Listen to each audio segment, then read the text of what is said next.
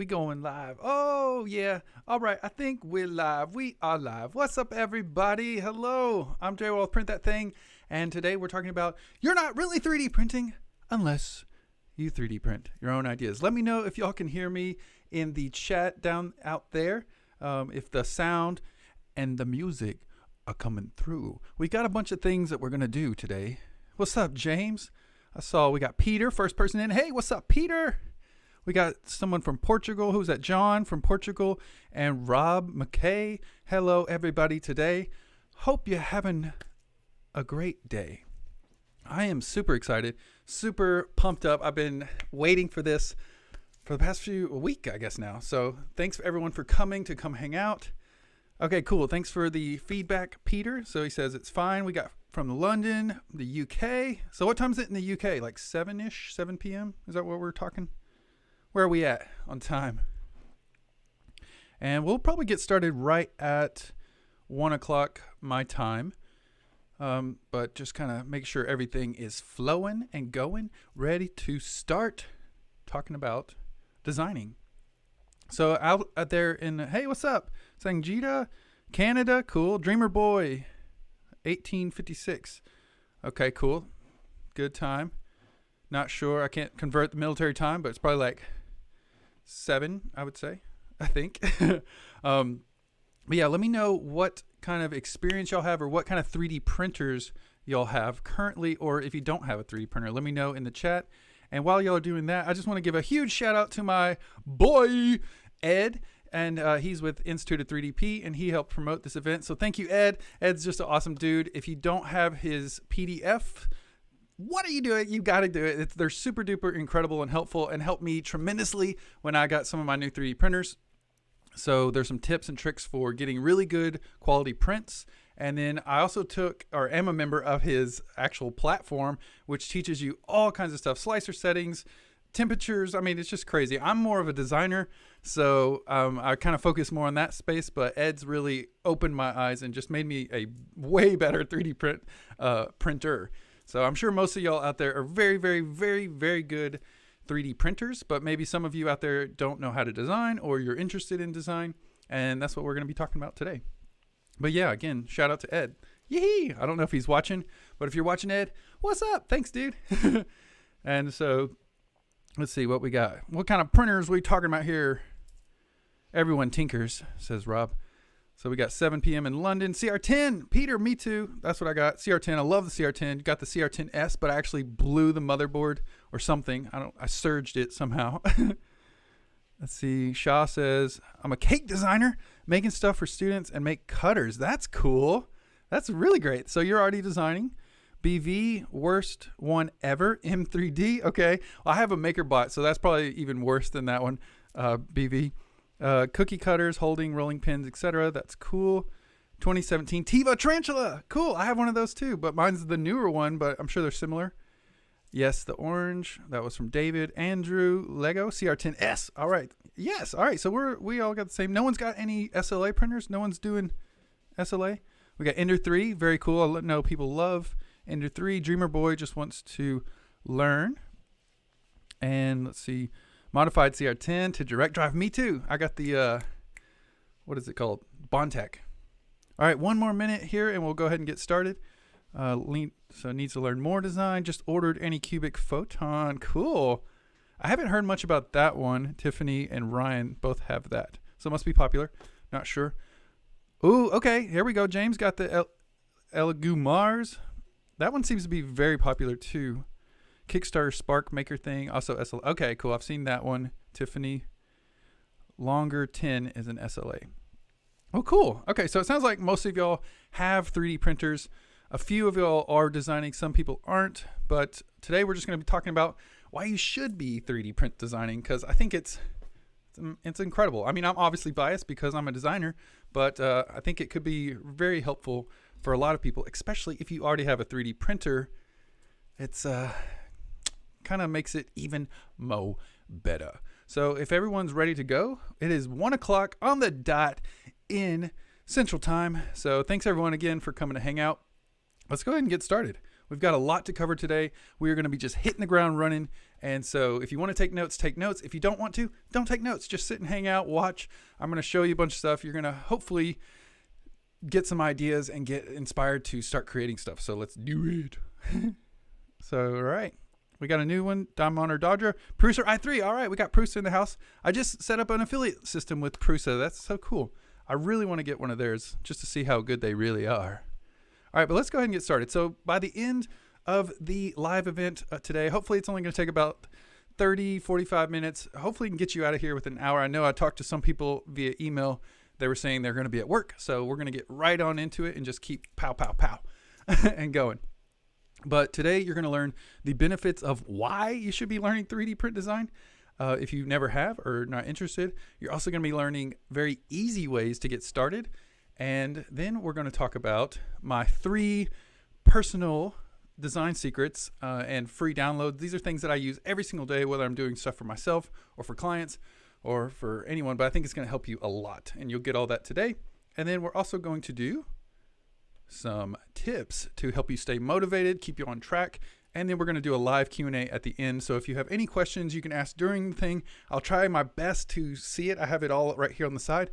But if you have extra questions or I didn't see your question, then just let me know at the end and I'll answer everybody's questions. No problem at all. So yeah, let's go ahead and do it. Today, your instructor is moi. It's me. I'm Jason Wall, aka J Wall of Print That Thing. And one is like, why should we listen to this guy is I am a full-time 3D print designer. I've worked with clients. I've worked as an educator. I've taught students. I've taught adults. I've taught people at my companies that I've worked with. So it's just a lot of fun. So been doing that since 2013 and kind of was an early adopter, but I've always been interested in design. I think that's where a lot of the power and fun part is for 3D printing. And then the other reasons that you may want to listen is that I've helped already over 10,000 people get started with 3D print design or just kind of getting them interested in 3D printing in general. That was kind of the mission of my YouTube channel back in 2013. And then now I am the CEO of Print That Thing, which started off as a YouTube channel, but now we're switching it more into an edutainment platform with just consistent ongoing education, live meetups. We meet every Wednesday to talk about how to make money with your 3D print design skills. I know a lot of people aren't talking about that, and it's huge. It's ginormous. So we do a lot of that, and we do monthly workshops that kind of like a boot camp essentially for designers if somebody really wants to learn quick. So we can talk a little bit about that later if y'all want. But yeah, that's me. I'm Jason Wall. Also love being in nature. I love skateboarding. I love singing and rapping and playing the ukulele. I love lots of stuff. Really, I just like to make people laugh. I like to entertain people. I like to teach people. And really, I like to share. I really like to create things and then give them away and share most of the time. But yeah, let's go ahead and get started. Any questions so far before we dive in? Or anyone hesitant to becoming a 3D print designer? Let me know in the chat. If anyone's excited about becoming a 3D print designer or maybe on the fence, kind of hesitant, we'll talk about that. So I know we got about a 5 or maybe 10-second delay. So I'll give it a few seconds before we dive in. What's up, El Shay? We got greetings. Tiffany and then Shah. Woohoo! All right. So I'm not seeing any questions. So let's just go ahead and dive in. Why should you or anyone out there become a 3D print designer? We're going to talk about that right now. So, number one reason why is to increase your creativity. And it'll also help you just start seeing everything around you differently. You're going to be walking into the store. You're going to be like, oh, wow, that's just a basic shape with a little thing extruded out of it. And then, or you'll be able to hopefully create your own designs or even just modify things that you download from the internet. And it is extremely satisfying just to change something or remix something. But it's like crazy awesome if you can think of an idea or dream of an idea and then make it reality within a day or two. It's just insane, the world and the time that we're living in. So these are some of the things that I've made. I made this crazy weird hat that people either hate or they love, but it's very funky and weird, but that's all 3D printed. And then a little ring that's like similar to the hat, kind of goes together, like a little fashion accessory. And then I wanted to make an old school stereoscopic rig from, the old back in the day where they would look at photos, but instead I set it up to do it for your phone so you could watch YouTube 360 just for fun. But it was just a goofy idea, 3D printed in wood. But, essentially it's just going to increase your creativity. You're going to become a happier person just because I believe we are here to be creators. And the more that you create and express yourself, just little endorphins come out and it just feels good. So you also will get buried into what I call the flow state or the zone. A lot of athletes or artists have this when they get lost and time just disappears. It's going to help with that and just keep boosting your happiness. So that's what I do. I do it every day and it's super fun. Never gets old yet. What else? See. So we got some stuff here. All right. Can't wait to do more. Ninja. See, I like to modify and remake stuff. Cool. And I draw my designs in Procreate and turn them into cookie cutters. That's cool. Well, that's great. So you can make cookie cutters. You can do all kinds of stuff. And we're going to talk about more on that. Okay. Shaw says, like to learn how to use SVG. Okay, that's good. So for like logos and stuff. But the reason number 2 of why I think you or anybody should learn 3D print design is because you're going to actually get more out of your 3D printer. So I know most of y'all have 3D printers. I have like 5 out there. So I try to just keep them going as much as possible.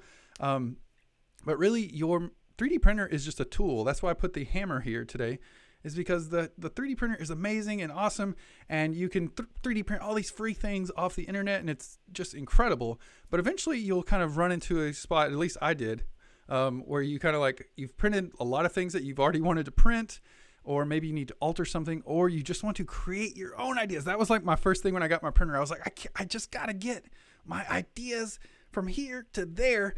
And so it was killing me. This was back in 2013 where like nobody was really talking about this. So really, if you have a 3D printer and you're not designing your own ideas, you're leaving like 50% of the experience on the table. And that's not, I'm not saying it's bad. I'm just saying there's a lot more that you can do with this tool. And then let's go into the third reason why I think you should learn. And that is to help yourself, first and foremost, and then help others. So you can use 3D printers to literally touch every industry pretty much. Like, it's hard to think of one industry you can't use 3D printing for. So I want you to ask yourself, what are you like really good at? What do you already love to do? What are your main interests? And see if you can apply 3D printing or 3D printing design to that. So you can either help yourself or help others. And what's great is that you can start off by just helping yourself and having fun. And then you can start helping others by doing like designing for people, or, getting paid to design. And you can get paid really, really, really, really well if you are a 3D designer. And it just feels good. It feels good to help people. And there's so many different things. So what in the chat, let me know what kind of ideas or things you feel like you would be really good at, or things that you could apply 3D print design to in order to help yourself or others. And so while you're doing that, I'm going to go over a few of just some things that you can use 3D print design for. One, and first and foremost, most people think about is 3D printer upgrades. This is amazing. You can take just a normal kind of cheap printer and add a bunch of cool stuff to it. You can actually 3D print the parts and design them custom for your printer for specific things. Example of this, I needed a button presser for my time lapses. So I just measured my 3D printer, and within like an hour or two, I made this really advanced grip holder that held like a remote control for my camera. And then every time the layer would change, it would and like take a picture for me with like a super HD camera, and it looks incredible. So just, it's endless. It really could go on forever. Hey, what's up? Indy Mutt in the chat. That's my lover lady. She helps a lot over here print that thing too. She's kind of the brains behind all the operation, and I'm just the weird guy. But there's also things like cosplay and fashion. So I know this is really huge in the 3D world, is just making up cool wearables that you can do, or doing fashion. I see a lot of people on Instagram doing more like cloth type things with 3D printing. I love 3D printing fashion, like wearables, hats, rings, all that. Super into that. So that could be something you want to do. You can do product design, which is what I'm solely focused on this year and next year, is just making like a new product every week and then printing it on demand to actually make tons of revenue without really even 3D printing that much. So we're going to talk more and more about that on the podcast, but you can also do product design for yourself just for fun. You can do product design for clients if you want to actually get paid, like, anywhere from $75 to a couple $100 an hour to design. So it's really limitless. And then you can also do medical field, like whenever the pandemic hit, a lot of the 3D printers like printed tons and tons and tons of face masks, which is amazing. But imagine if you could created your own face mask or just made little adjustments that you wanted to, then you can do that. And you can do bioprinting in the future. We're kind of getting there, but eventually you're going to be able to print art like hearts and lungs and kidneys and all kinds of stuff. They're already doing it a little bit, but it's just going to get crazier and crazier. So if you're in the medical field and you want to help people, that's one way you could do 3D printing for bio. And then a few more is automotive and home design. So automotive is one I'm really excited for once we get to the 3D printing metal phase. And then I have this old yellow beat up 74 pickup truck. So I just want to like resurrect it and put like crazy parts in it and just 3D print these huge pieces in metal. And I mean, I can design them now, but eventually I'll be able to print in metal and make really cool upgrades for custom trucks, which I think is going to be super cool. I'm going to put like flames shooting out the butt of my truck. That's my goal. And then the last one is home design, which you can actually 3D print houses. They're already doing it in China and Italy. And my personal goal is to 3D print houses out of organic material like earth material or cob, adobe, essentially. So that's kind of one of my top 5 goals in my life that I'm kind of aiming towards. But just to let you know, it can go as small as 3D printer upgrades to building skyscrapers it's crazy. So that was my rant on that. Let's see what some of y'all are saying here. Sorry, I got kind of carried away there. Prototyping for a flying car bike. That's awesome. And then we've got making toys for children, book characters. Cool. Amber's actually finished up her first book, her children's book. That's great. Slice STL models as a remix, then learn how to make alignment pins. Okay, so very strategic kind of tolerance things for manual. John wants to print gargoyles for my wall. Yeah, dude. And you can even sell those like for people's gardens and stuff, or just for house decorations. That's great. Shah, yes, toys for kids. He agrees. Also embedding logos and text onto parts. Very good. We're entering into the world of customization. So the more you're able to customize things, very, very good. That's very good. So that was Kendra. We got my son in his medical field. Pottery tools would be awesome. I have an engineering background, so product design, inventions. Yes, that's where I'm at, Ryan. I'm an inventor. I just like to make up ideas, solve problems. It's fun. And 3D print with sugar and chocolate. Yeah, so even food. I forgot about that. But yeah, food. You can do food 3D printing. And that's going to get more and more popular over the next few generations, I believe, strongly. So James said he's already product designed. Good job, James. I love that. I've been designing the world's first recreational closed circuit rebreather. I'm not sure what that is, but it sounds like a very great idea. Okay, cool. And then Peter mentioned sculpt, and we are going to talk about that later today. So let's go ahead and jump into the next slide, which is how do you become a 3D print designer? What on earth do you do? What are the good practices? What are things that you can start doing today that are actually going to help you become a badass 3D print designer? Excuse my French, but let's go ahead and get into it. So number 1, which software do you pick? What are the prices? How much? So when I first got started in 2013, I was just like so excited. I'm a filmmaker, but I was like, I'm going to learn 3D. I'm going to do it. I'm going to buy this big fancy printer that I don't have to really worry about. And then I'm going to buy the most expensive software and I'll be good to go. And that'll like make me learn, which it did. But I strongly recommend to not do that because there's no really need to go into huge amounts of debt like I did to do this. But I was just so passionate. I knew that the debt would probably hold me accountable, which it did. But please don't do that. But I wanted to give you kind of the top 3 free softwares that you have at your disposal today that you can start with. Most of you are probably familiar with them, but we're going to go over a little bit for anyone who doesn't know anything about this kind of stuff. So the first one is Tinkercad. Yes, so Tinkercad is just tinkercad.com. And it's free. It's super basic. It's I would say for kids, for anyone who just is like never done software ever in their life. This is a very basic one. It's very user friendly. It's very colorful, very bright, very simple. So I would suggest that one. If you just, are just barely dipping your toes in, that's a really great one, I think, to start with. You can do some complex designs. This monkey here with the little guy, this is actually a design I made inside of Tinkercad just with basic shapes. So basic shapes and then cutting them out. So that's why it looks a little boxy around his elbows and stuff and the banana in the back. But you can do some really cool stuff with Tinkercad. And then next is Fusion 360. This one is very popular in the 3D printing world. It is essentially has a 30-day free trial, so you can take and get the entire software for 30 days. But what most people use it that I see in our industry is the hobbyist version. And so that's free as long as you're not making so much money with it. If it's not like your job, then you don't have to pay a license. So you can and you only get like half of the program or a percentage of the program, not the full thing. But this one is really good for like CAD type modeling or product design, tension strength testing, rendering, things like that. And if you just want to just go out and buy it, you're going to be making money, then you can just do $495 per year, which is way less than the $3,000 I paid for Cinema 4D.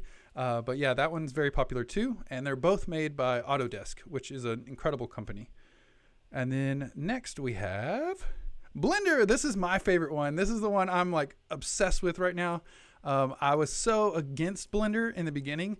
You can ask Amber Indy Mutt. She begged me to try and do Blender. I was like, no, because I was stuck in my ways with Cinema 4D. But then I tried it and I was like, wow, this is pretty incredible. And then they did an update last year where they just started exploding with updates. They've changed the way it looks. It looks way sexier and it just looks like a 2020 program. It's the biggest and a most popular 3D printing software on the planet, and it has the biggest online community for helping and doing things like that. But today I want to show you how to use this free and super professional tool for 3D print design. And if anyone's ever used Tinkercad, it's like, I call it like a Blender to me is like Tinkercad on steroids. Like if you like Tinkercad, then you're going to love Blender because you can just do way more advanced things with your designs and keep everything organized and fun. And then they also have plugins that you can use to do more kind of like a CAD type workflow for Blender. And I know a lot of my students are actually doing a lot of CAD inside of Blender. And then you can do it with what I like to do a lot is sculpting. So you can sculpt, you can do all kinds of stuff. But one of the main reasons I really love Blender and why I like teaching people early on with Blender is because it's like, it's just the seed, you know what I mean? It's like you start with maybe 3D design and just box modeling, and then it can keep growing. Maybe you want to start doing like visual effects or virtual reality, and it's just you have this one tool that's like a Swiss Army knife for all these different directions. You can edit video with it. It's just ridiculous. It's crazy. So I'm going to show you some of that today. Let's see what we got in the chat. We got Indy Mutt. Tinkercad is pretty cool. Shay, scuba setup where when you inhale, air goes back into the breathing loop and gets scrubbed for CO2 so you can breathe in. Okay, that's your breathing apparatus. So for scuba? Yes, scuba. That's cool. I'm a certified scuba diver, even though I haven't done it in a long time. That's awesome, Josh. Check it out. Cool. Blender. I've been using Tinkercad. Okay, cool. Yeah, I figured a lot of people were tinkering with Tinkercad. And then free access with Fusion. Would love to move to Blender. That's BV. Just make sure to get the hobbyist version. Yes. So that's about Fusion 360. Fusion 360 is home. Home is free and very useful. Just go to their website. Yes. Let's see. John, what do you get? Download. Okay, cool. Yeah, so for the download for the Fusion, all you have to do is just, it's in their little main page there for pricing. I was looking at it the other day. Oh, Peter says, what are your views on SketchUp? I actually have never used SketchUp. I want to. I'm actually trying to convince my mom to do SketchUp because she's doing more staging and like house design and stuff. So I was like, you should do SketchUp and then eventually get into Blender because it's amazing. So I think SketchUp would be really cool. Another thing that Blender is doing is they're doing a lot of modeling style now like SketchUp, which is pretty awesome. We got one. Oh, John said SCAD. And Mesh Mixer. Yes, Mesh Mixer is a great one too. But the main three are the ones listed here, but there's just tons of them. I mean, there's literally like probably 50 different ones, but these are the top three kind of free ones that I see most people using, and then I would recommend to get started. Oh, and FreeCAD. Yes, thank you, John. So FreeCAD is like a browser-based software that you can do CAD type stuff in for 3D printing. Cool. Thank you all for doing this. This is great. This is so much fun. So next, number 2 on how to become a 3D print designer is just consistent intention. And this is something that all great athletes and writers and designers and artists all have in common, is just intention about what they are learning or what they are training for. They're not just like, oh, I'll just learn something over here and I'll learn something over here. You have like, okay, I'm trying to go in this path and this is my route to getting me there.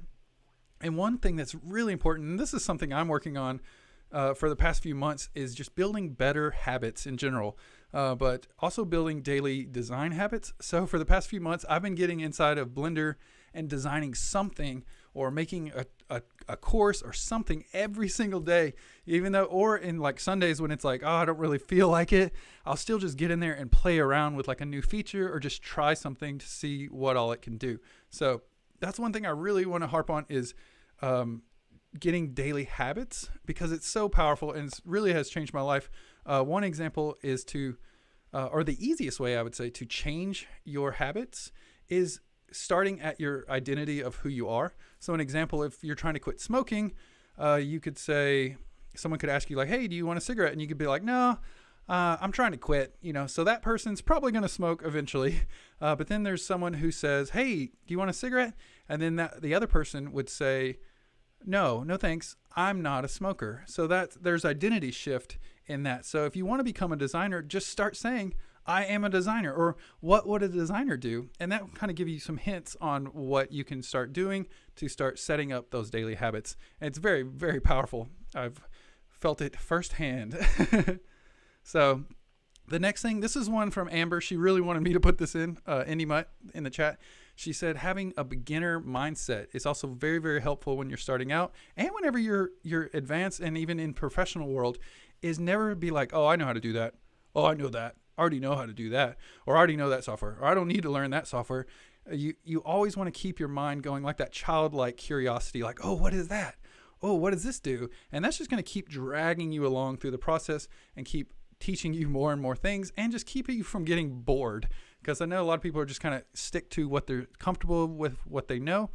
So I really want you to be able to just start looking at things around you and being like, ooh, could that be 3D printed? Oh, what if that was 3D printed? That's going to get you just thinking of ideas all the time and then putting it, in your intention pathway to starting design.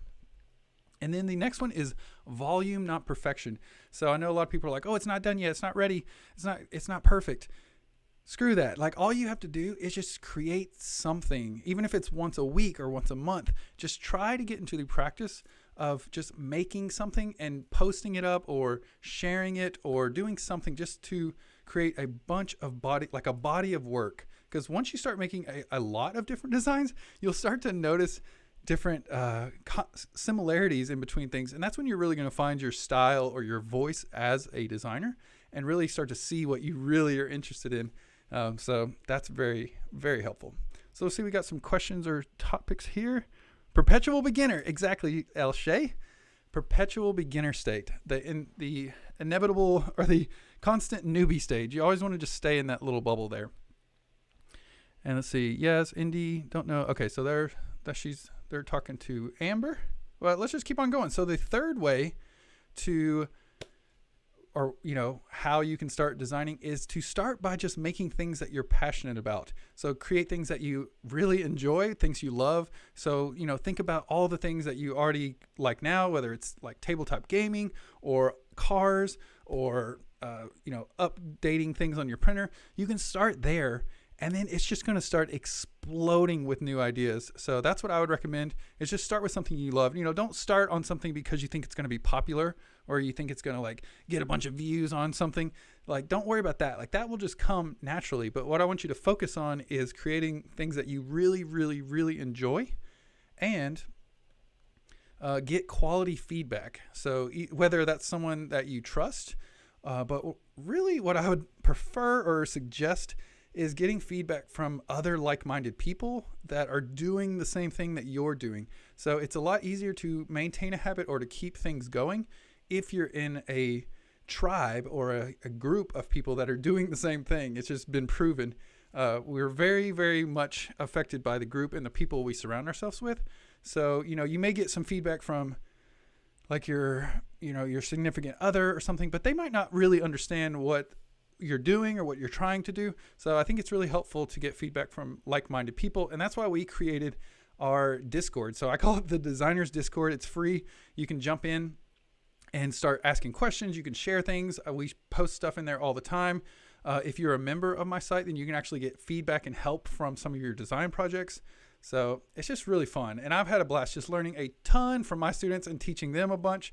It's just been great. It's been fun just to like connect with people that are really interested, because I can talk to Amber all day long about this, like, oh, I just learned how to do this, and she's like, cool. But when I tell these people, they get it and they know. No offense, Amber, I love you.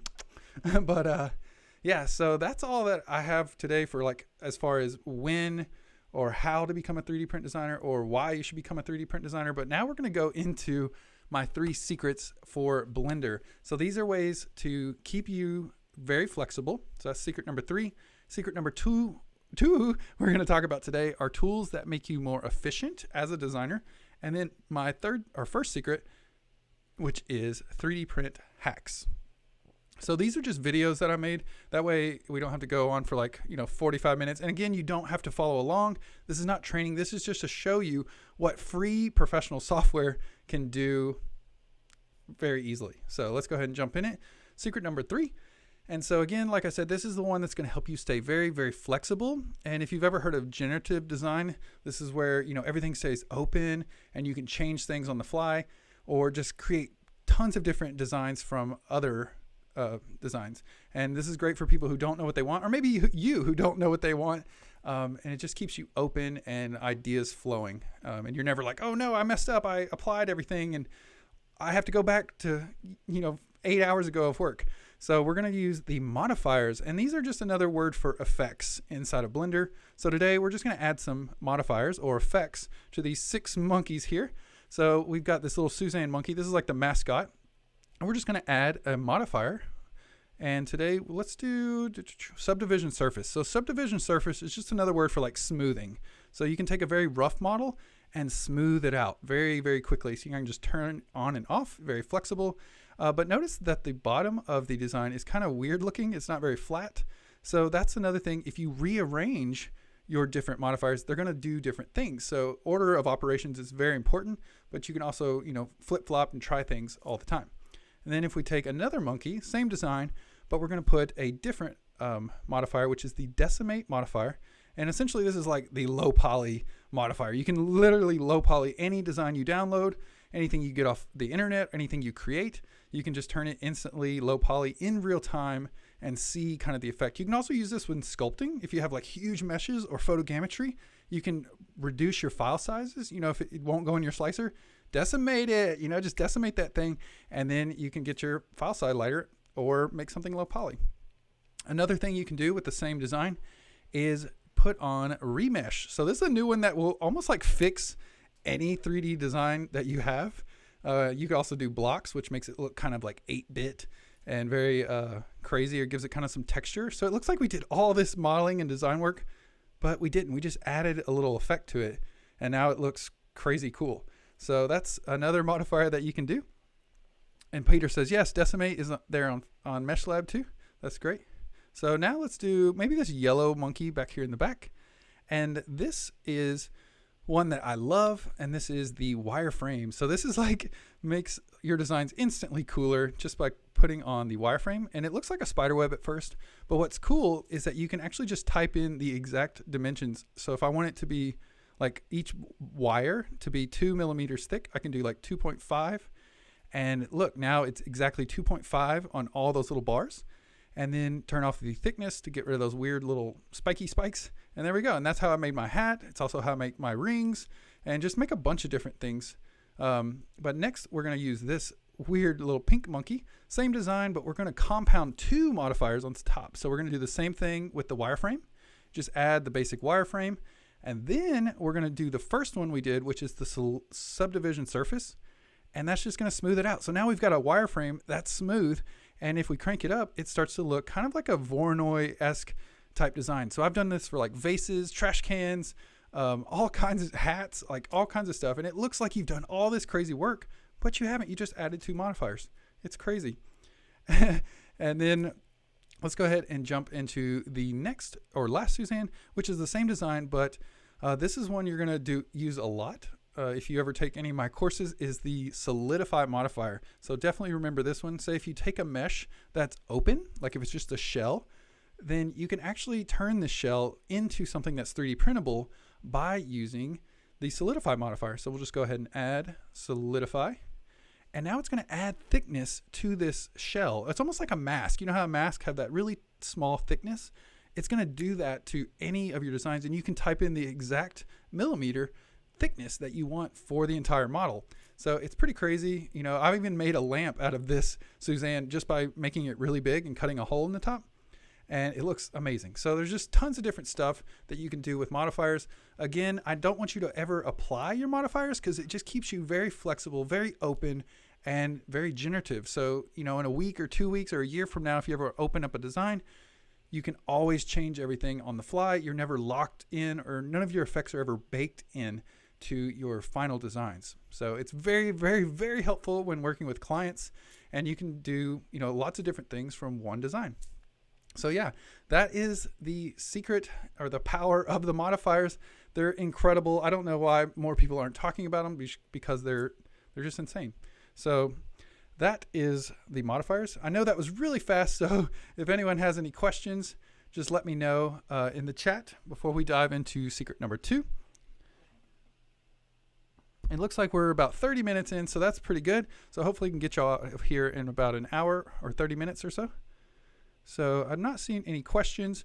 Let me know in the chat if this is helpful for anyone, or yeah, just give me some feedback. Let me know what y'all thinking. I'm gonna take a drink of some coffee.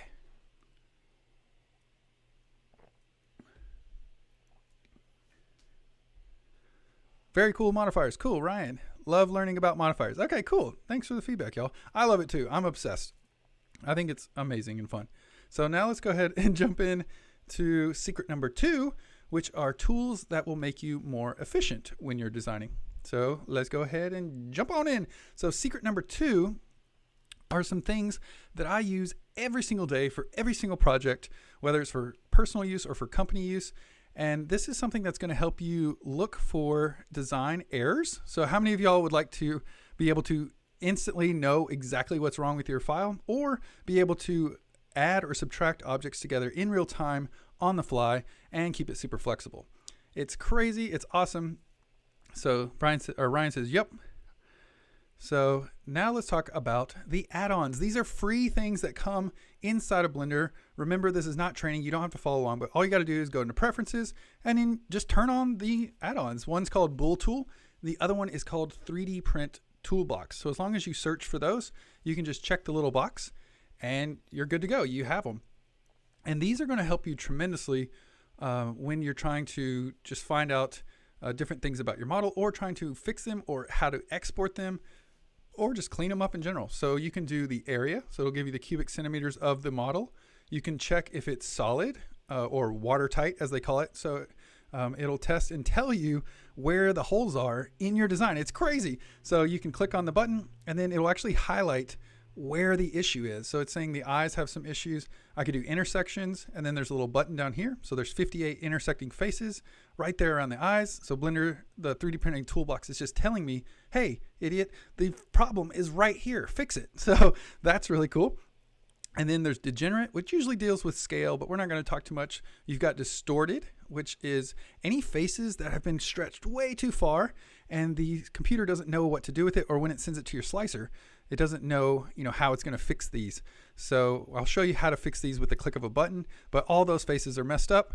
And then there's thickness. So this is like telling your model, or telling you if there's any thin parts of your model that might not 3D print.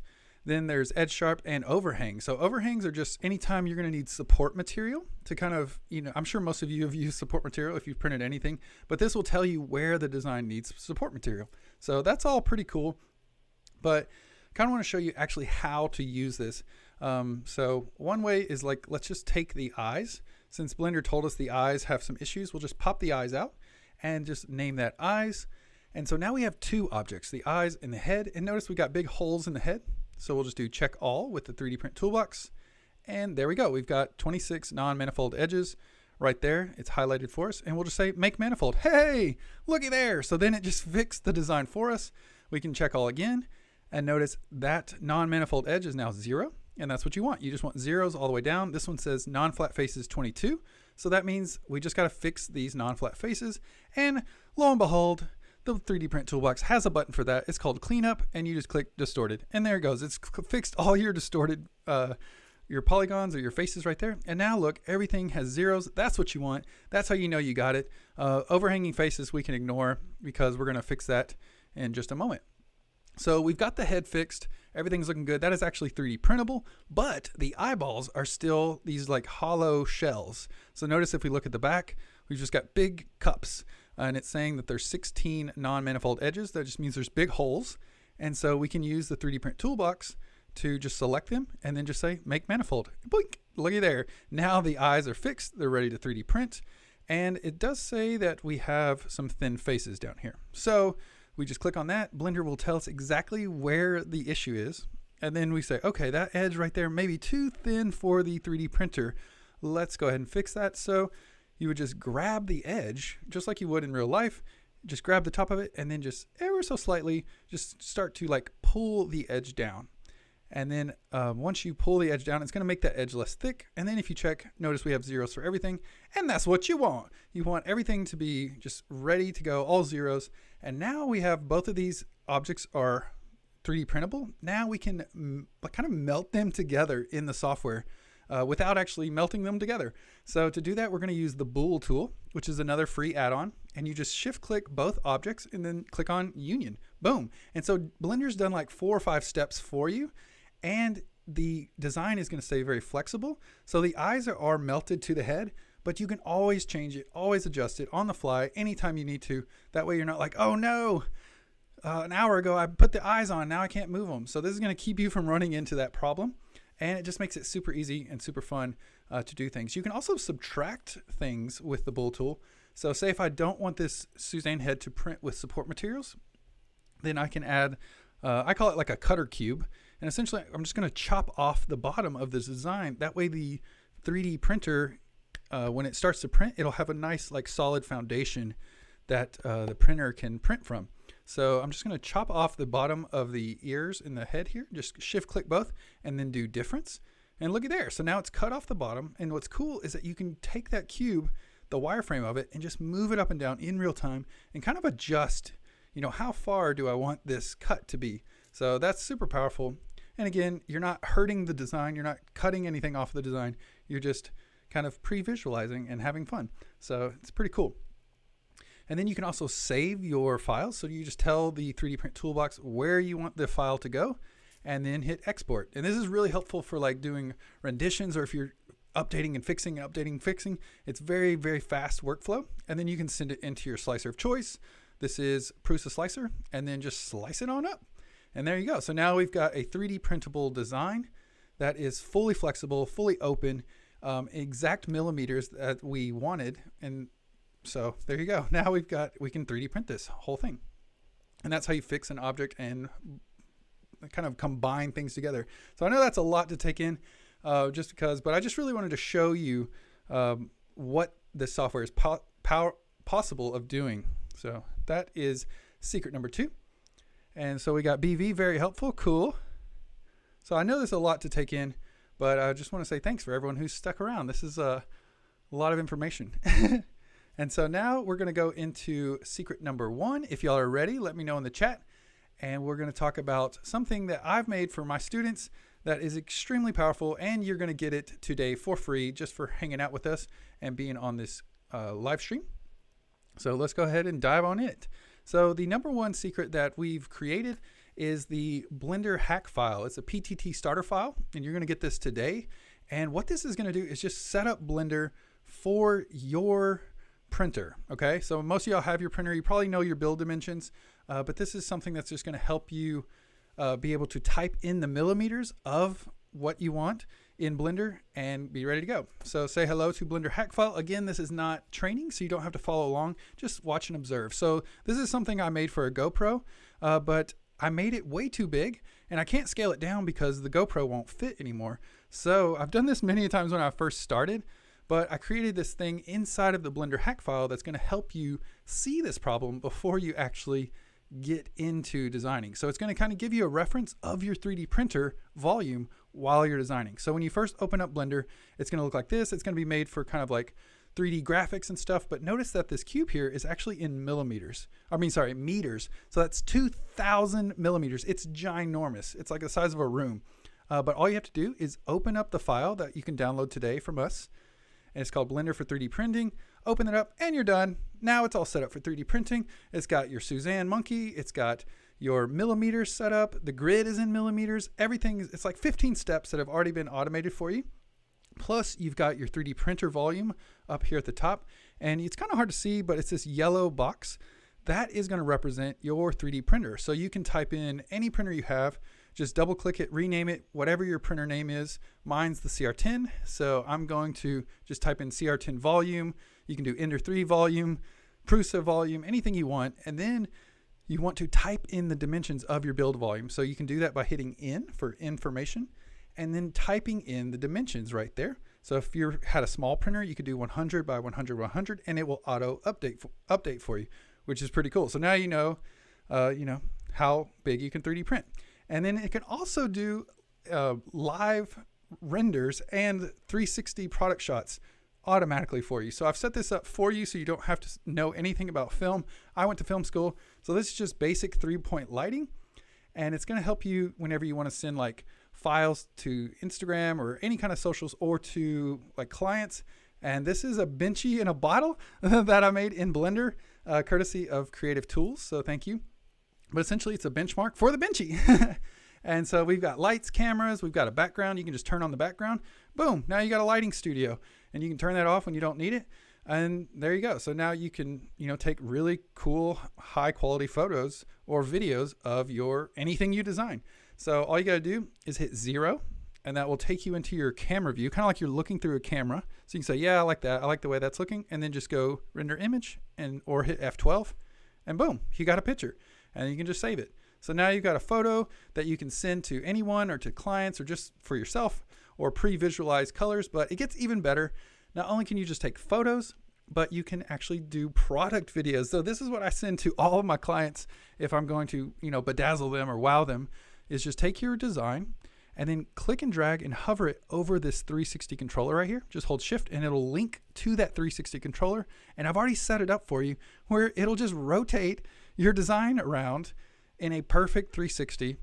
You can increase the speed if you want to, but this is a kind of a nice slow pace.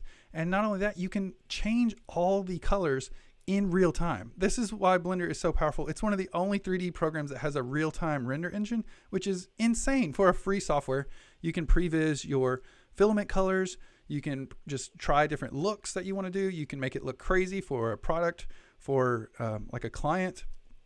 But really, I use it just for making cool thumbnails or to kind of pre-visualize what I want to do. You can also change the background color. So if you want it to look a little different, this one, we've got, maybe we do like a light blue, and then we've got our red, but maybe we want to change the bottle. So we just click on bottle, change the color, all this. And Shay says, wow, wow, wow.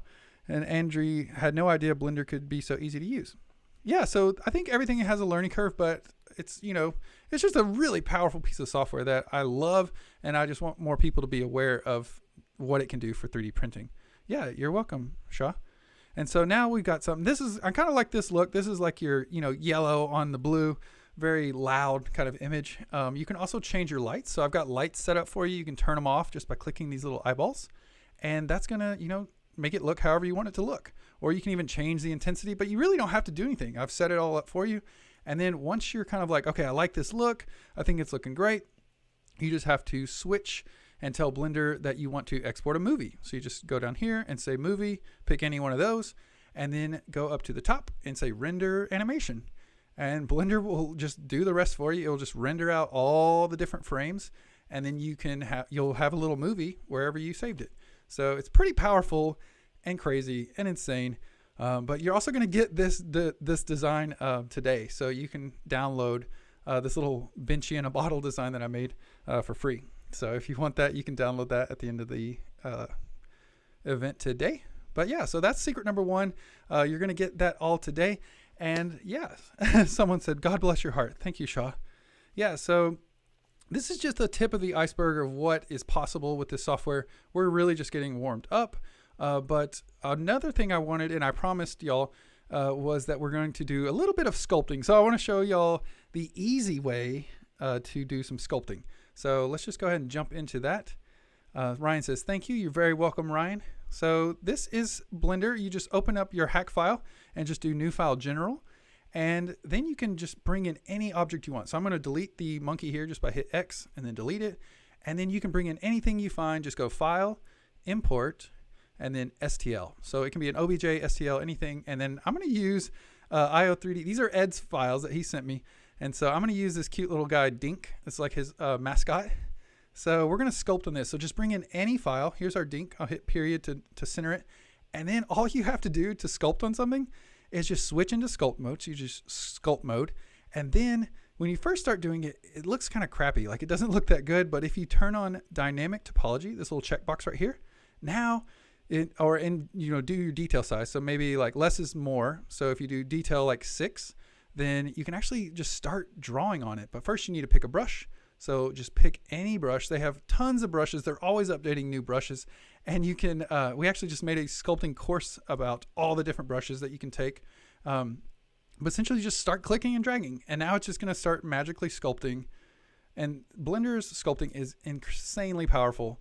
You can do all different types. If you want to just add clay, you can increase your brush size with F and then just start adding clay, just like it was like digital Play-Doh. And this to me is super fun. It does take a lot of time to get better and better at sculpting, just like everything. You can also use a pen tablet, but I'm just using my mouse on a laptop to do this. You know, I'm not doing anything. I don't have any special gear or anything. So that's something you can do. We can also draw something maybe down here on the foot. Another thing I like to do, this isn't mandatory, but you can always go to the overlays here and click matte caps and change the view. So if you want to add like different looks to your sculpting, sometimes it helps just kind of see what's going on with your sculpting. I like this one right here, which is this weird rainbow funky color. And it just kind of helps you see while you're sculpting. So that's another helpful tip. But let's draw some stuff. So I'm going to just, since this is Ed's mascot, we can just put Ed, on the foot, kind of like Toy Story. So we've got Ed marked on that. And then you can hold control and do the opposite. And that will push in instead of bring it up. So it just does the opposite when you hit control. And that's pretty much it for sculpting. It's super easy. And that's like the easiest way to sculpt something. There is another way, which is with a modifier. So the way I just showed you here is very easy, but it's also very destructive. So, I would prefer you to do it with a modifier, but this is the fun and easy way that I wanted to show y'all today, just how to get started sculpting. So that's a little bit of sculpting for y'all. So hopefully that kind of inspired you to maybe do some sculpting. I know some people like sculpting and some people don't. I love sculpting. I think a lot of people who don't consider themselves artists are kind of intimidated by it, but I think it's a very, very powerful skill to have, just to add details or textures to anything you design for 3D printing. So that's what I wanted to share with y'all today. Those are the tips plus the bonus. And now I want to challenge you. So, this is, I call it the keep creating challenge. That's my motto to myself, is just keep creating, keep creating, keep creating. We got a question here. Is it possible to fuse two separate designs together? Yes. So Dreamer Boy 85. You can use the bool tool. That's the easiest one. You can also do it with sculpting to like really melt the items together with the bool tool as well. And then you can kind of blend that edge. So hopefully that answers your question.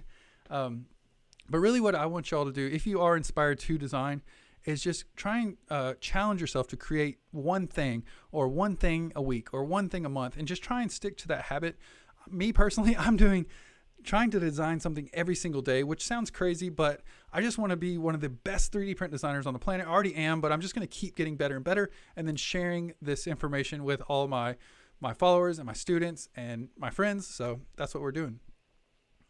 And so here we go. These are some of the ways that if you want to keep learning, how can you keep learning 3D print design? Where do you keep learning 3D print design? Not many people are talking about this, the design aspect of it. So here are some places that you can learn it. So first and obviously is YouTube. That's where I learned a lot of stuff when I first started. There's tons and tons and tons and crazy amounts of stuff. It is a little random, so you may not get the like a streamlined kind of flow that you may get from other things, but it's incredible, and there's all kinds of stuff. I also encourage you to become a YouTuber if you think you want to share your designs with people online. It's a great way to build awareness and just have fun and meet a lot of cool people. So YouTube, obviously.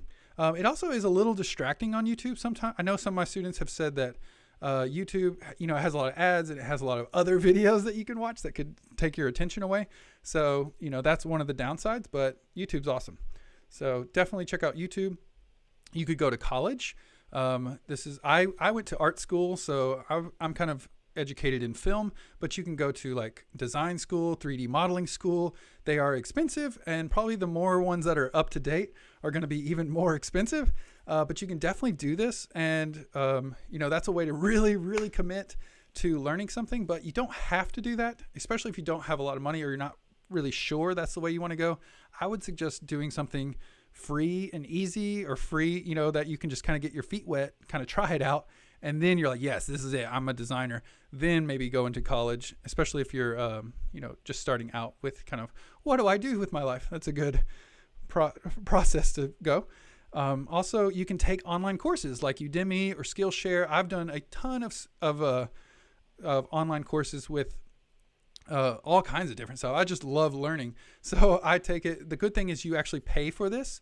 You pay for the class. Usually they're not much, but it really kind of gets you to be like, oh, I paid for this. Like I really need to commit and learn this stuff. So I know there's some things that I get for completely free, and I don't really do it because I didn't pay for it. So one example, I did the Wim Hof breathing, and I paid like $100 for the course. But if I didn't pay $100, I probably wouldn't have done the 10 weeks of breathing and cold showers and stuff. But since I paid, I was like, I got to get my money's worth. I got to do it. So that's the good thing about taking online courses. Another thing is they're kind of lonely. You may not be able to find your tribe. You can definitely find something that's really motivating and exciting, but it may be tricky, or you may fall off. You may do it for a few days or a few weeks or a few months, but you may dribble off over time if you're not kind of around like-minded people. So that's what my company has started. I kind of started doing online courses in the beginning, but now I was like, no, I need it more. Like I want to be something where it's more interactive. I really love interactive, like this live thing today. It's just getting to know people. And so it really just getting around other like-minded people. So that's why we built PTT.LIVE, and that is for monthly consistent content. So we're constantly making new design lessons. I'm listening to my students and asking, like, what do you guys want to learn next? And then they're telling me, hey, I want to learn this, or I want to learn how to make miniatures, or I want to learn sculpting, or I want to learn photogrammetry. So that's just what we do. We just learn and grow and, inspire each other. And that's one of the things I was talking about with our Discord, is just getting in a community is very, very helpful if this is something that you really want to try to do. So those are some of the ways that you can learn, actually start learning 3D print design more and more today. And I would suggest, and then, there's always more. So if you want to design more, does anyone out there, do y'all mind if I tell you a little bit how I can help, or how our company can help you become a better designer? Let me know in the chat. Let me know if you, were inspired to start designing, or if you were overwhelmed and this is like not your thing. That's totally cool. But hoping that a few of y'all, even just one person today, is like, this is what I want to do. I love designing. This is great. Because that's what it's just like a magical superpower once you like really start to be able to create your own ideas. It's just addictive and crazy. So someone said, please, even a simple design, how'd they do that? Why'd they do that way, etc. And modeling them makes you discover more. Exactly, Ninja. And then Rick Blake, what's up, Rick? Thanks for coming. I rotate a lot because I rotate a lot of designs just to make them printable. Yes, that's very true. You can do that with pretty much any software. Okay, Ryan said he's interested. Okay, cool. So today we have a lot of different ways that we teach students how to become designers. One is I can do it for you. That's what I do for all my clients. You can also do our group, kind of like a boot camp. That's what we do every few months, maybe like a few times a year. We'll do like a 30-day boot camp. So that's what we're going to do in January. But what I wanted to talk to you today about is our all access memberships. So these are monthly 3D print designs that you get access to, like a library.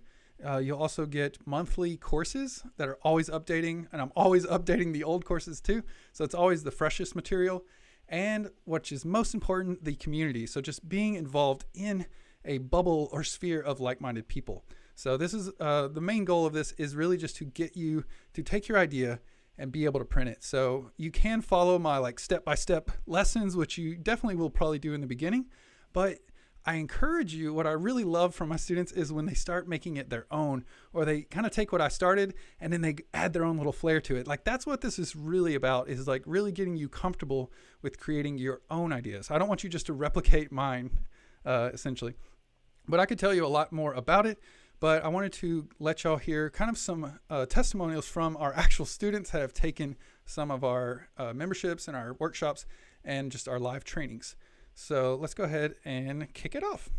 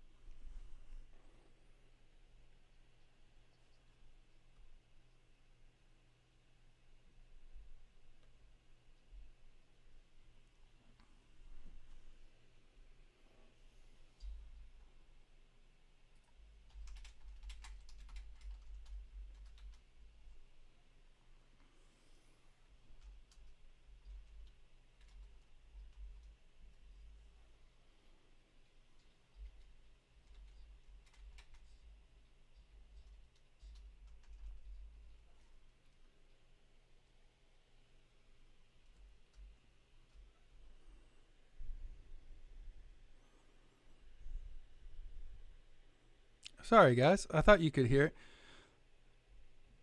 Let me see if I can go back real quick. Sorry about that. Had a little technical difficulties. So I'm just going to switch over some settings real fast. My apologies. I thought I had it set up. Okay, we'll do a test here.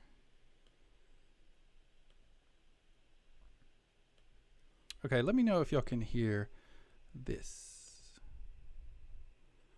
So you should hear like little tiny bits of music.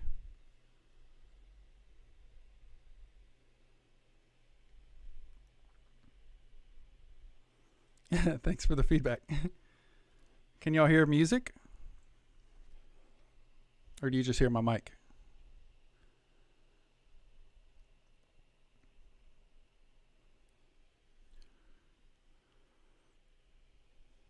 Okay, sorry about that. Let's just go ahead. You can see this if you are interested on the website, but let's just go ahead and jump into the next slide.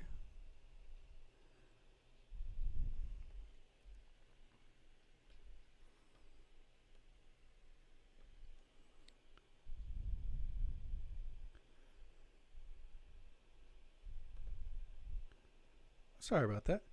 So let me see here if we can turn this one off.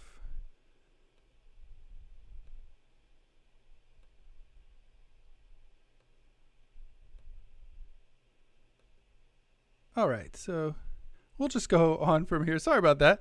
I thought I had it set up, but I didn't. Technical difficulties with live happens all the time. But essentially, what we do here at Print That Thing is we are an education platform, and we teach people how to become 3D print designers. And eventually I want you to become professional 3D print designers that are doing this full time, making tons of money and doing exactly what you love. That's really what I'm doing and what I want my other people, just everyone I'm around to be doing too. So again, we're going to be talking about the All Access membership, which is monthly designs, courses, and community, plus live events. We meet every single Wednesday to talk about how to make money with your 3D printing designs. But really, you got to just start basics and kind of work your way up. And from the very first lessons, you're going to be making very, very simple things, but they're going to keep compounding on each other. So you're going to learn, soft modeling, box modeling, complex booleans, sculpting, how to slice different objects into multiple parts where they fit together, how to measure things from the real world and actually make a simple product. So you're going to be doing things like this on your first lesson, just like we did today. It's very self-paced, so you can go as you want to and kind of do things as you feel inspired or as you set a goal. But we recommend kind of like about an hour or two a week, and that'll get you done at a pretty consistent pace. And everything, like I said, is just going to keep compounding on top of itself. So you're always learning more and using the things that you learned in the previous lessons for the future. And so, a lot of people are teaching 3D printing, but we are the only people teaching Blender specifically for 3D printing and can get you there super quick. Like I said, we have our student Discord, which is amazing. I love it. It's just to chat with me and other designers all across the world. Just about 3D print design. This is from one of our students, Max. He actually took our full boot camp and then started scanning trees and making lampshades out of them that he could sell. If you're someone who maybe wants to add artsy kind of look to your designs, then you can use Blender for that. But you don't have to be an artist to do Blender. Or maybe you've tried designing before and you stopped and started. This could help you just as knowing that you are paying for something that's going to help you design, and you have a community there to back you up and to ask questions and to get feedback and to just stay inspired. So we've taught powerhouses in the industry. This is my buddy Devin over at Make Anything. He wanted to learn Blender. This is one of our students who knew nothing about design. Now he's making his own products that he was able to do for his work. Mike Russo, yeah. So he's done all this stuff. So if you are ready to design, then now's your time, and you can always, just start making anything you can think of, really.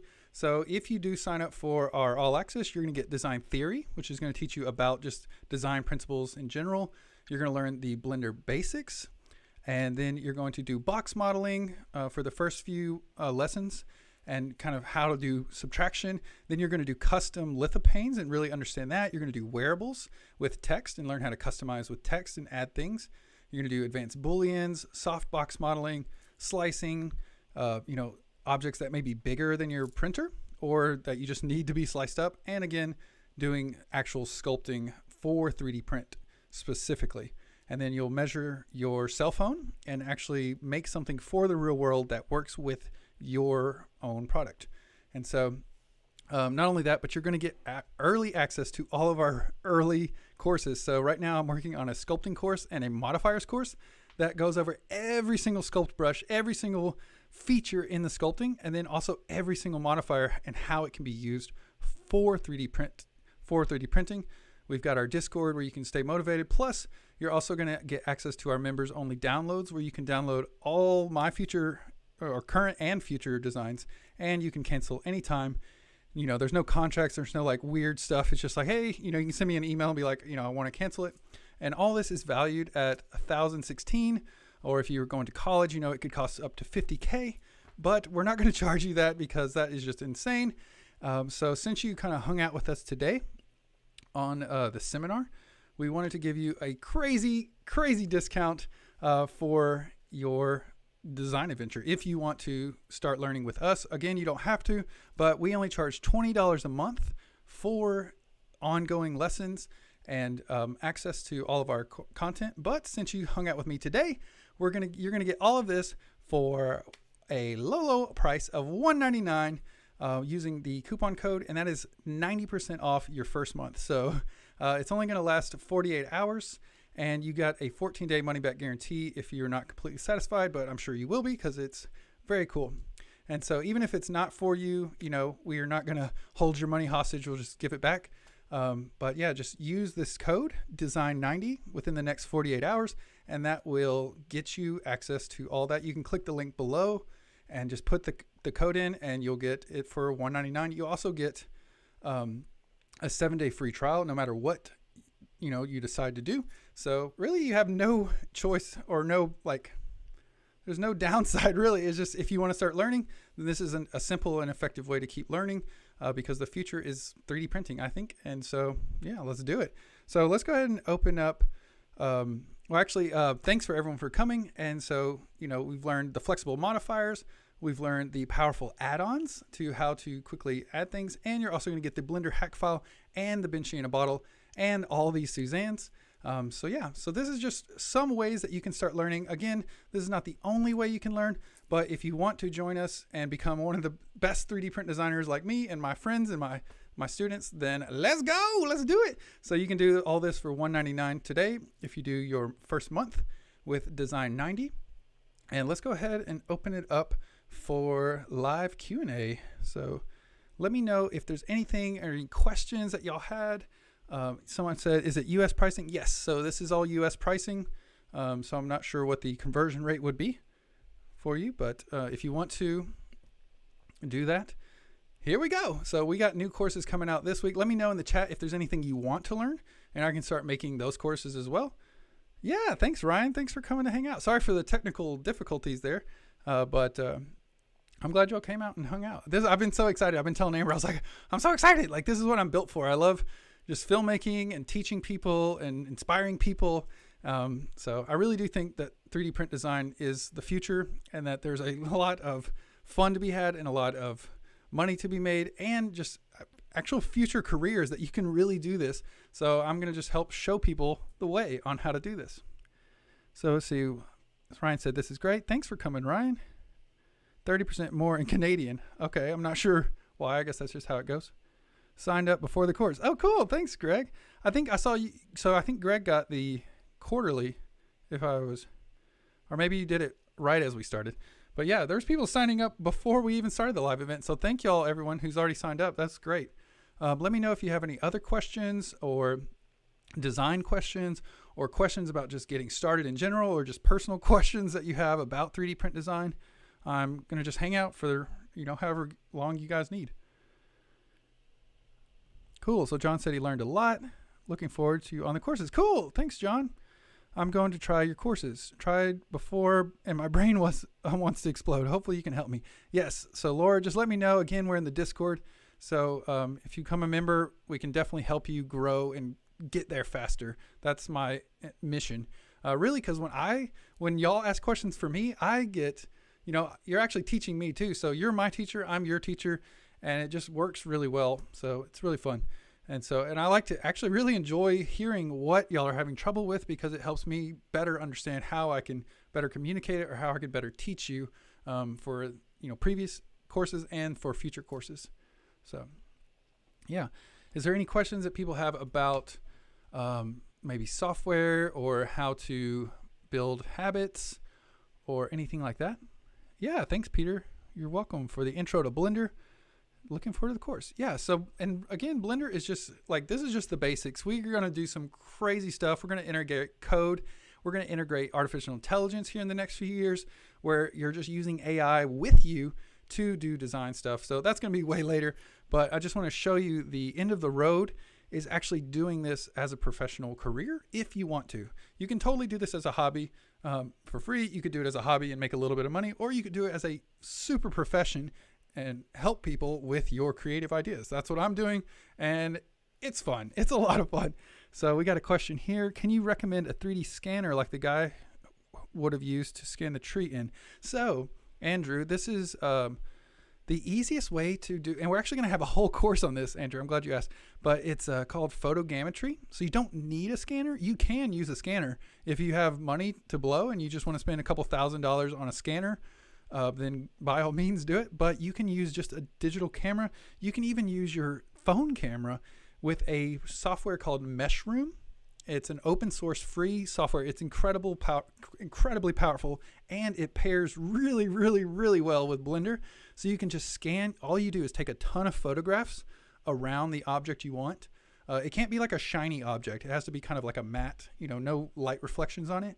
but you can just take like up to, I think it's like 30 to 50, you know, not a crazy amount, but just get the full rotation. You can get in and do closer ones. Then you just throw those images into Meshroom. The computer algorithm just puts all the photos together and then creates a 3-dimensional object from that. And it's pretty incredible. It's like millions of polygons. It's insane. So I would highly suggest using your phone or a camera that you can do like manual exposure, manual focus, anything you can do like manual controls on, any kind of camera, and then just bring those photos into Meshroom. That's what I would say.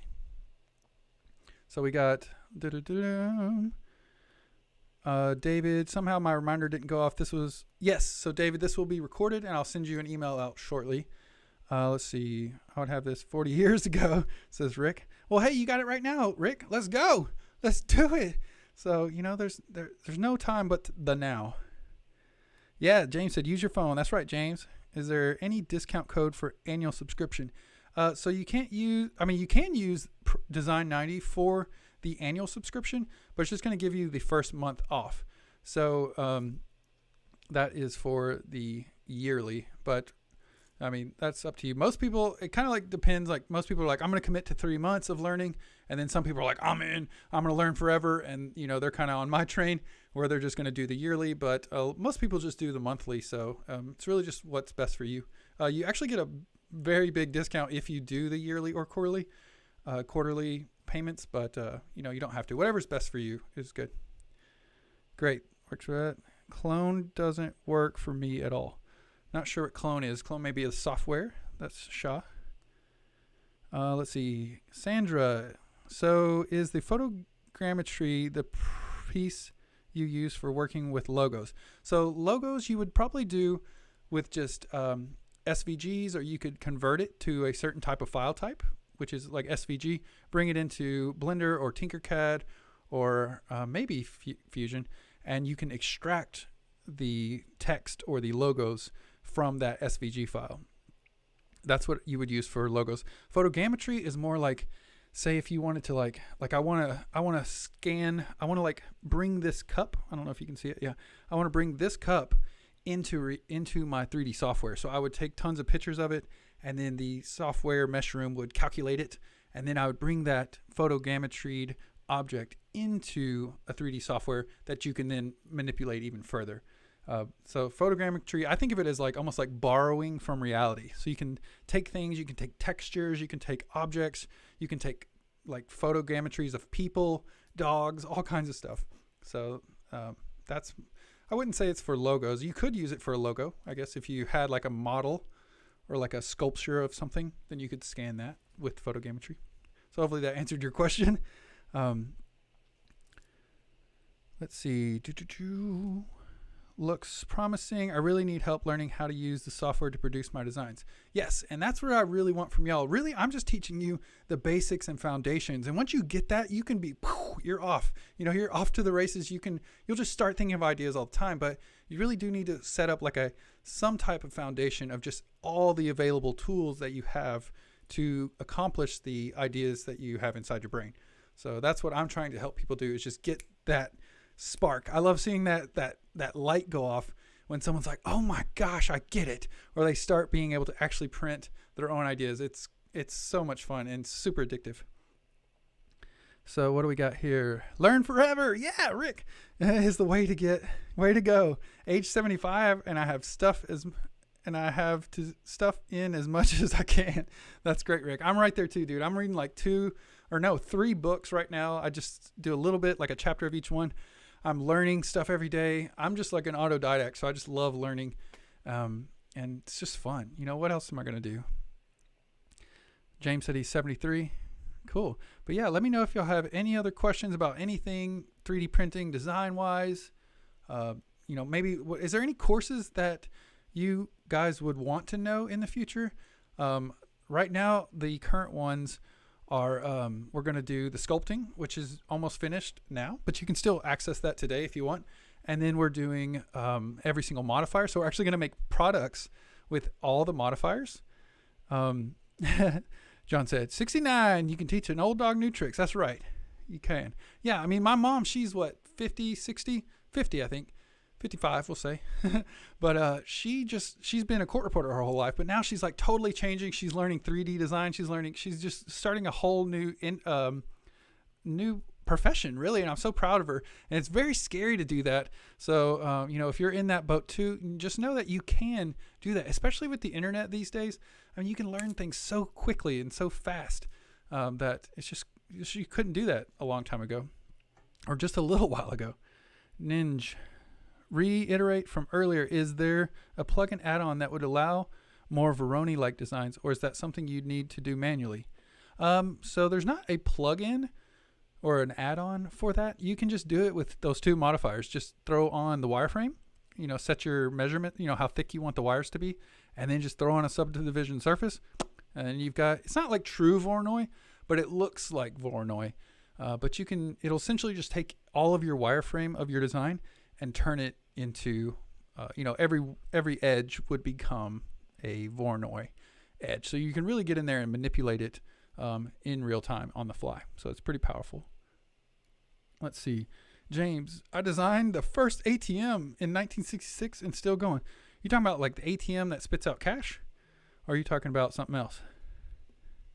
James invented the ATM? That's crazy. So Shaw wants to learn how to make an add-on for 3D cutters. Dude, so that's another thing I didn't really even talk about that much, but you can actually use, if anyone out there knows code or Python, you can actually make your own add-ons inside of Blender, open source, and then you can sell those or you can give them away for free. So you could totally, if you know a little bit of Python, you could actually make a add-on for 3D cutters. So that is totally possible. That's something I really want to get into, is more code and Python and like automating lots of repetitive tasks. Or if there's something that's customizable, like someone can type in their name and then it just adds that to the design and I don't have to actually do it. That is very powerful. And that's what we're going to be talking about in the future, in the coming years. Cash Machine, James, okay, he did it. That's crazy. I feel honored. You're in our chat. I'm particularly interested in using Blender. This is Laura, to make wearable designs like armor, mask, etc. That's perfect. That's exactly what I like doing too. I'm going to be making hats. I'm going to be making dog armor. I've made tons of masks already, but definitely check out the Solidify tool, Laura. So the Solidify tool, just make any kind of just any kind of geometry and then add that Solidify and you got an instant mask. It's pretty simple. And then we see, we got James, a design project for the inventor who never know how to design. Well, there you go. I don't know what you mean by that. Ryan, I want to learn Python. I want to learn Python too. And so Amber, my girl, my lover lady, Indy Mutt, she's learning web design, CSS, I think, and something else. But Python is just seems pretty easy. Or not easy, but it seems like shorthand. I learned a little bit of C++. That was a little tricky. Let's see. Jay, thanks for the presentation. Yeah, later, Rick. Thanks for coming to hang out. That was fun. Python is great. I have to go. Yeah, anytime. If y'all need to go, let's see how we did. 18 minutes over. Not bad. So sorry if I held anyone over, but you are free to go, children. Keep on designing. Keep creating. I hope that y'all learn a bunch of stuff about design and, still join the Discord if you, want just inspiration and feedback. So yeah, thanks for watching, everybody. What else we got? I have to go, but thanks. Rick, code or Python? That's funny. Import humor. Yeah. Well, cool. Well, yeah. Later, John. Thanks for coming. Thanks for hanging out. And again, we do a live stream every Wednesday. If anyone's interested in turning this into a career or making money with it, with 3D print design, then we're going to be doing that every Wednesday. So today we did this event, but yeah. I see we've got a few more people in here. So if there's anyone that's in the back of the classroom who's scared, who maybe has a question, now's your time to ask away. If there's anything you want to know, any questions you have about courses, anything you have about just starting design, anything you have about effects, anything. Later, Gregory. See you in the trenches. Later, John. We got a few more people. I'm just going to hang out just a little bit longer. See if anyone has anything they want to ask. Don't be scared. Don't be bashful. I'm here for you guys. If you want to learn, so do I. Here we go. I want to learn everything. Good. Me too. Well, we're definitely, what do you want to learn, Ryan? What are you excited about learning? Yeah, later, Dreamer Boy, 85. I'll see you on the flip side. Peace.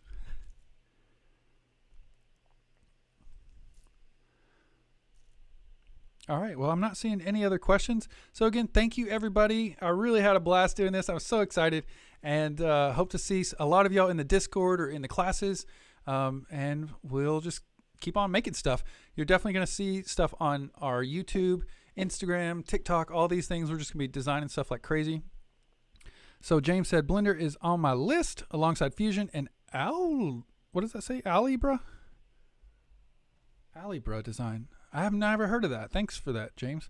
Yeah, I want to learn Fusion eventually, but from what I've been talking to some of my buddies who know Fusion, they said that have kind of migrated over to Blender is that you really don't need Fusion after you understand Blender, but we'll see how that goes. But I really think that you should just learn as many softwares as you can, because then you just have more tools at your disposal. And you can bring in different designs into different things. But, everyone's just got to find their flow. Let's see. John, is it possible to review each session? So I guess you're meaning this. Yes, you will be able to replay this. I'll send you a link. All the courses are replayable. You can download them, anything that you need to do. So I'm not sure if that answered your question, but hopefully we got some. I got the other two boys by 10, almost a ham. Not sure what you mean by that, John Z, but interesting. Ryan, well, having the knowledge with where to find tools helps to get designs from our head and create them. So I want to learn all the tools. Yes, me too. I actually just did a course on the tool. So it literally takes every single tool that's inside of Blender and explains how to use it specifically for 3D print design. And then you're actually making 3D printable tools while you learn how to use the tools. It's tools on tools on tools. So check that out if you're interested. I thought I knew all the tools in Blender, but then after I took every single tool and really learned how to use it and how to apply it, it just blew my mind and just exploded with tons of new ideas. So it's fun. It's great stuff. Yes, very nice. Well, having the knowledge. Okay. But yeah, that's my passion rant about why everyone should learn 3D print design. It's stupid fun. It's so crazy fun. It's like a superpower. Like if you have a 3D printer and you don't have 3D print design skills, it's like, it's fun, yeah, just to have a 3D printer. But if you actually can make stuff, that's the magic. That's the fun. And also how you can help other people and yourself. Thanks, John. All right. Well, it looks like everybody's gone. It says 0 viewers, so I'm going to go ahead and close it on down, and we'll see y'all in Funky Town. All right. Later, everybody. Peace.